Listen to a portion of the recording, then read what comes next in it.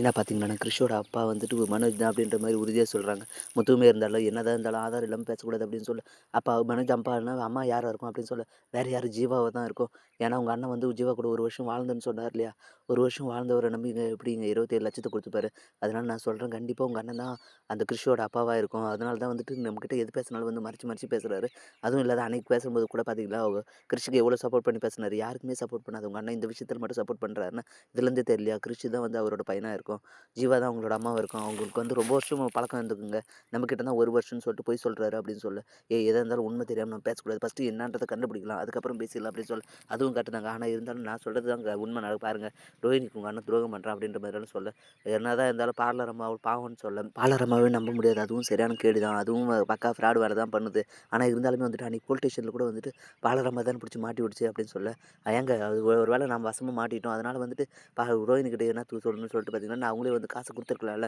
இப்படியும் நடந்திருக்கலாங்க. நான் சொல்றது தாங்க நடக்கும் அப்படின்னு சொல்ல, சரி, சரி எதா இருந்தாலும் பேசிக்கலாம்னு சொல்லிட்டு பார்த்தீங்கன்னா, வீட்டுக்கு கிளம்பி போயிடுறாங்க. வீட்டுக்கு போயிட்டு பார்த்தீங்கன்னா, நடந்த எல்லா விஷயத்தையும் அண்ணாமலை கிட்ட சொல்லி சும்மா பேசிட்டு இருக்கேன். அந்த டைம்ல பார்த்தீங்கன்னா, மனோஜ் வராரு. அந்த டைம்ல பார்த்தீங்கன்னா, மனோஜுமே வந்துட்டு கிரிஷ்க்கு தான் சப்போர்ட் பண்ணி பேசுறாங்க. இதனால பார்த்தீங்கன்னா, மீனாவோட சந்தேகம் வந்து இன்னும் ஸ்ட்ராங் ஆகுது.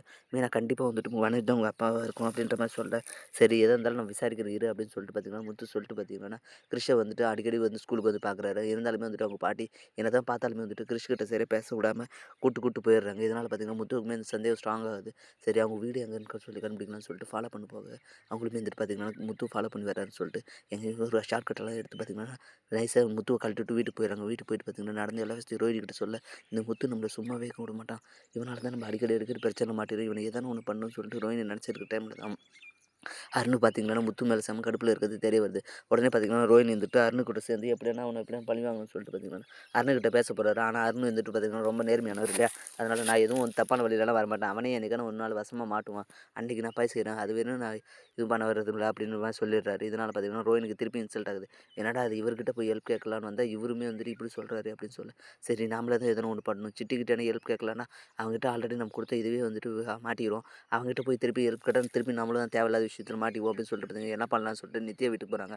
அங்க போனா பார்த்தீங்கன்னா, நித்யா வந்துட்டு அவங்க ஆளு கூட பார்த்தீங்கன்னா, ஜாலியா சிரிச்சு பேசிட்டு இருக்காங்க. இத பார்த்த ரோஹினி பார்த்தீங்கன்னா, "ஏய் இத தான் உனக்கு பர்சனல்னு சொன்னியா?